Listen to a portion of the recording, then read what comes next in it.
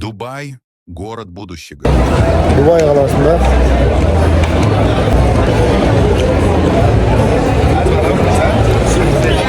ең биік ғимарат Бурж Халифа.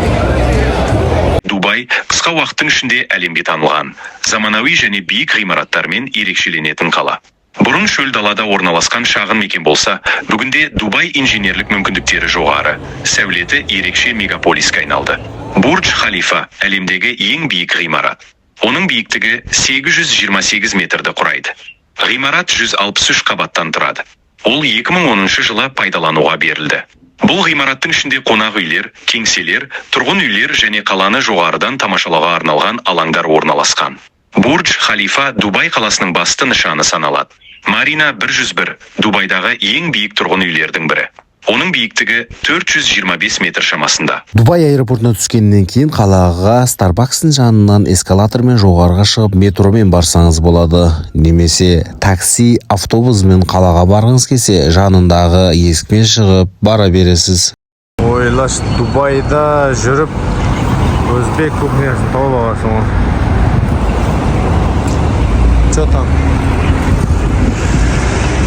Дубайда осындай өзбекстің кухнядан тамақ ішіп жатыр. Осылар ас болсын. Бұл ғимарат теңіз жағалауына жақын орналасқан және заманауи сәулетімен ерекшеленеді. Принцесс Тауэр биіктігі 414 метр болатын тұрғын үй ғимараты.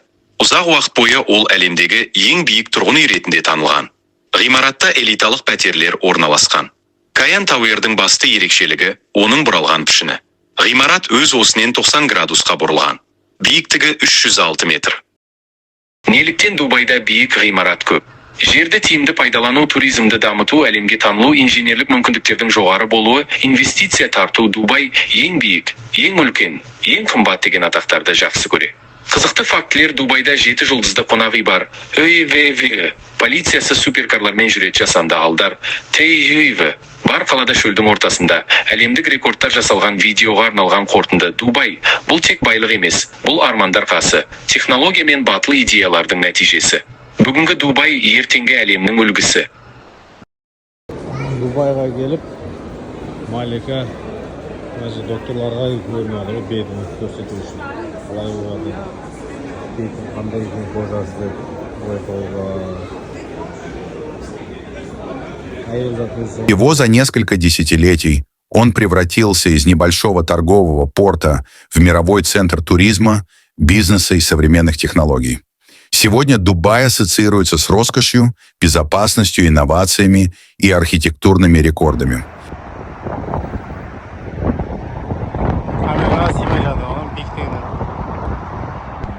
Отбасы және қоғам моралі: ер мен әйелдің қоғамдық жерде шектен тыс жақындасуы дұрыс емес, бөгде адамдарға тиісу, мазалау, қылмыс. Әйелдер мен балалардың құқығы заңмен қатаң қорғалады. Әлеуметтік желі және заң Дубайда.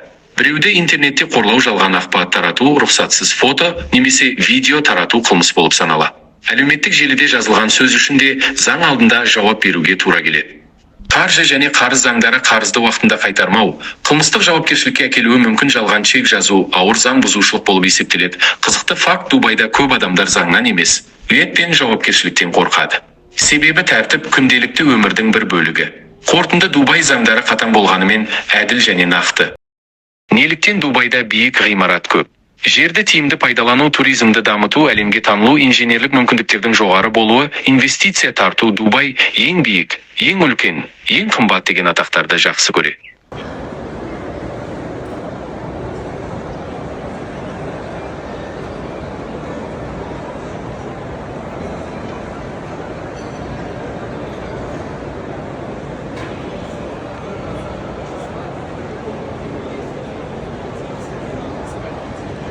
Қызық екен ше, мықтыларын алды, дәретханасы. Қай жерде жүрсек те мұсылман екенін ұмытпайық та. Сен қараңыздаршы, домдардың неше 5-6 этаж үстінде ағаштар егіп тастаған да бұлар. Әйтпесе домның басында бұлар. Байқап жатқан болсаңыздар.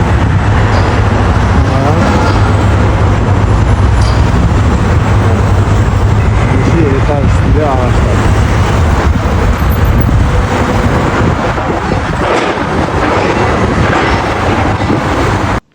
Өміріңді өзгерту үшін дұрыс сәтті күтпе. Сәтті өзің жаса. Бүгін жасаған кішкентай қадамың ертеңгі үлкен жеңістің бастауы. Қорықпа, себебі қорқыныш өсуіңнің белгісі. Сен ойлағаннан да күштісің.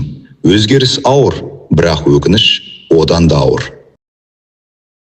Дубайдың символы болған Дубай молдың ішіндегі сарқырама, какут адамдарды қарасаңыздар, ұшып бара жатқан секілді көрінеді. Дубайдың символы.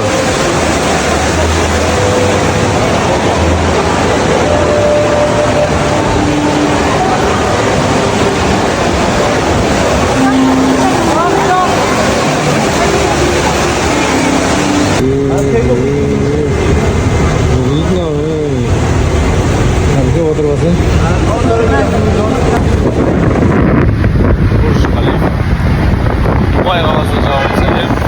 Барша таныстарға 3 декабрь Дубай қаласынан жалынды сәлемдер. Дубай Мол.